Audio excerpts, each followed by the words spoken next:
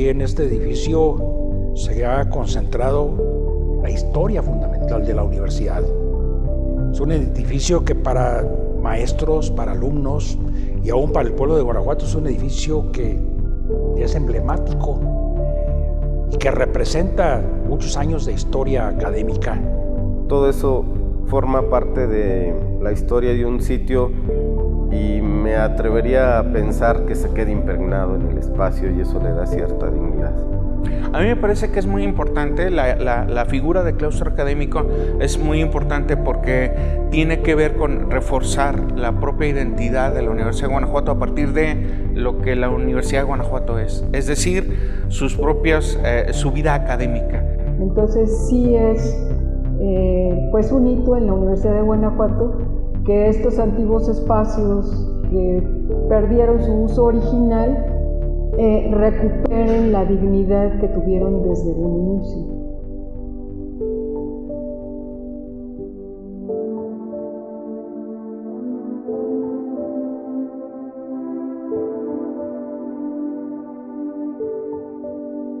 En 1555, para ser precisos, fue una capilla. Una capilla, se le conoce como la capilla de los indios otomíes, porque cuando se descubrieron las minas en Guanajuato, no había personal sedentario suficiente como para poder trabajar estas minas. Me refiero a pueblos indígenas. Entonces trajeron de diversas etnias, entre ellas la etnia otomí, y fundaron los mineros hospitales que no eran en aquel entonces lugares para curar heridas o enfermos, sino para dar hospedaje, alimentación, proporcionar servicios básicos a los trabajadores, aquí en el caso de Guanajuato, los trabajadores de las minas. Entonces, aquí lo que tenemos, este espacio es la primera capilla religiosa que se construye en la ciudad de Guanajuato y es una capilla que forma parte de ese complejo denominado Hospital para los Indios Otomíes. Podemos también postular por lógica que este fue un templo arriba de un promontorio rocoso y alrededor el paisaje al natural. Todo lo que ahora es la gran estructura de la Universidad de Guanajuato no existió en el siglo XVI.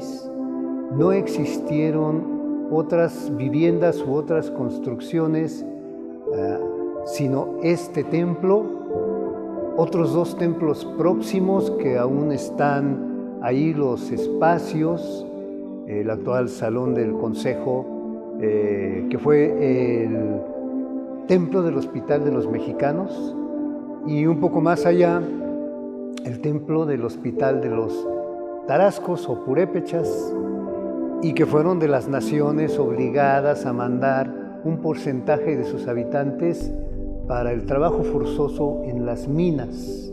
Es muy numerosa la población ya en el siglo XVII. ¿Pero qué hay aquí? Pues aquí sigue habiendo un templo de otomíes y alrededor ya hay casas que construyeron estos comerciantes, estos mineros y las autoridades que llegaron a hacerse cargo de la alcaldía mayor. Pongamos los antepasados de los Busto, Moya y Jerez, los antepasados de los Lascurain de Retana, que van a ser los fundadores del primer colegio de la Santísima Trinidad hacia 1733. Luego, fue desarrollándose con diversas labores religiosas a raíz de que fueron empleadas luego el lugar por los jesuitas, que fueron los fundadores, digamos, del Hospicio, luego Colegio de la Santísima Trinidad. Estuvo desarrollando estas labores religiosas luego también con los padres felipenses, y no es sino hasta después que comienza a desarrollar algunas otras labores. Se integra luego este espacio al colegio y aquí, por ejemplo, se hospedó el padre Mangas en un momento determinado de la historia, muy interesante, un momento en el que el colegio se encontraba prácticamente a punto de desaparecer por las diferentes, la difícil situación política que prevalecía durante la Guerra de la Independencia. Prácticamente cuando empieza a construirse el templo de la compañía, ya que se establecen los jesuitas, aquí está, al terminar la construcción, dice Marmolejo que el edificio queda perdido entre los muros y solamente se ve la torre. Siendo Marmolejo un cura, no creo que se equivoque entre una espadaña y una torre. Y lo que encontramos aquí en este espacio todavía es una espadaña. La espadaña es un elemento vertical con arcos donde se ponen las campanas.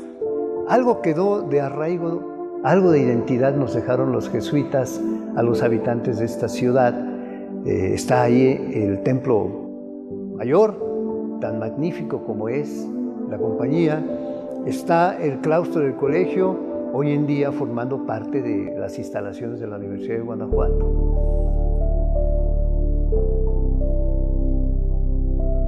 Hasta 1821, 22 y 23, con la Declaración de Independencia, se vuelve a formalizar que este espacio sea dedicado a la educación, a la enseñanza, y se va a crear como Colegio de la Purísima, el nombre que había tenido en tiempos de los felipenses, la Purísima Concepción. Ya en 1828 va a quedar como Colegio del Estado, que es cuando formalmente se abre la matrícula de los estudios de Derecho, de Medicina y de Ingeniería de Minas. Si bien hay fechas de creación del colegio. A partir de la década de los 30, pues desarrolla dos funciones fundamentalmente. En primer lugar, se establece el Museo Alfredo Duyé. El Museo Alfredo Duyé, que todos nosotros conocemos, que está conformado por una colección maravillosa que compiló el naturalista Alfredo Duyé durante el siglo XIX. Muy importante. Es por eso que, a pesar de que, bueno, las personas que conozcan el claustro académico, las personas que vengan a este espacio y lo conozcan como claustro académico, van a encontrar el vitral del Museo Alfredo Duyé, que se ha preservado justamente para dar cuenta de que en un momento determinado estuvo aquí. De la misma manera tenemos una placa en aquella dirección en la que se da cuenta del momento de la inauguración de este espacio como el Museo Alfredo Duyé. Bueno, una de las cosas más importantes es conservar el patrimonio. Aunque se haya modificado, aunque tenga nuevos elementos, todos forman parte de la historia. Y el dignificar un espacio, no olvidarlo y mantenerlo en uso es, digamos, la condición perfecta para que se conserve un espacio, porque se puede rehabilitar, se puede restaurar, pero mientras la comunidad no lo siente suyo, no lo usa, el espacio se vuelve a perder. Para cuando el licenciado Manuel Cortés Herrera comienza a desarrollar diferentes, prácticamente la reconstrucción del lugar, porque pertenecía al municipio, entonces lo hizo gracias a contar con un apoyo que le proporcionó el presidente Lázaro Cárdenas. Lázaro Cárdenas en esa época visitó el Colegio del Estado y fue muy generoso, dio un apoyo importante para que se pudieran realizar estos trabajos, que luego va a continuar Armando Olivares Carrillo. Este espacio se transforma para ser utilizado para otros fines también académicos, entre ellos el Museo Duyé, el Museo de Historia Natural. Después la biblioteca de la antigua Facultad de Derecho. El siguiente punto que tenemos es en 1976, que se convierte en la Biblioteca Manuel Cervantes. El licenciado Manuel Cervantes, un empresario muy exitoso. Y como estudió aquí la carrera de abogado y notario, de aquí se fue a la Ciudad de México a ejercer la abogacía y la notaría. Fue apoderado de empresas mineras en la comarca lagunera y compró cuanto libro pudo encontrar en la Ciudad de México. Después de 40 años, en 2016, esta biblioteca va a cambiar de lugar al taller que pertenecía a la Escuela de Artes Plásticas, y a raíz de ahí, de que la Biblioteca Cervantes se va a aquel otro espacio, pues comienzan aquí a hacerse adecuaciones para que se pueda inaugurar el que será pues el claustro académico Enrique Cardona y Cuauhtémoc Ojeda.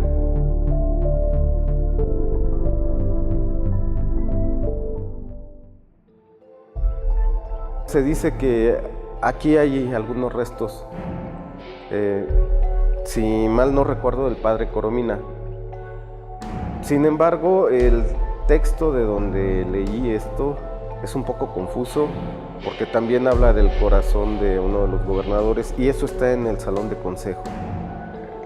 La gran pregunta es dónde está enterrado el padre Coromina, que fue tan importante para el desarrollo del colegio jesuita.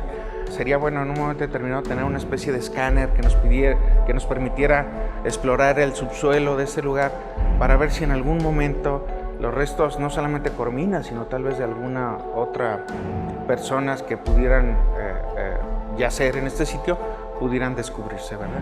Aquí abajo entonces posiblemente esté enterrado ese padre Corominas que anda buscando sus vestigios, el arquitecto Ricardo Almanza, aquí abajo de donde estamos ahora ubicados.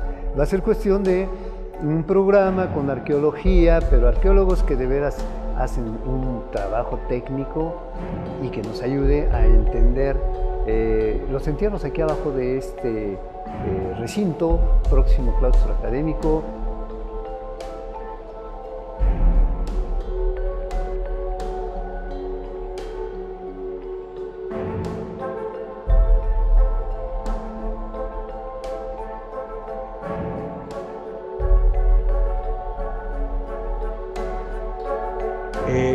Creo que tenemos un problema aquí en este edificio central. Este edificio central, al paso de los años, ha sido ocupado por muchas oficinas administrativas. El actual rector ha tenido la idea de que poco a poco se vayan rescatando los espacios de aquí de esta universidad para devolvérselos a la academia, que salgan las oficinas administrativas y que el edificio recobre su naturaleza fundamentalmente académica.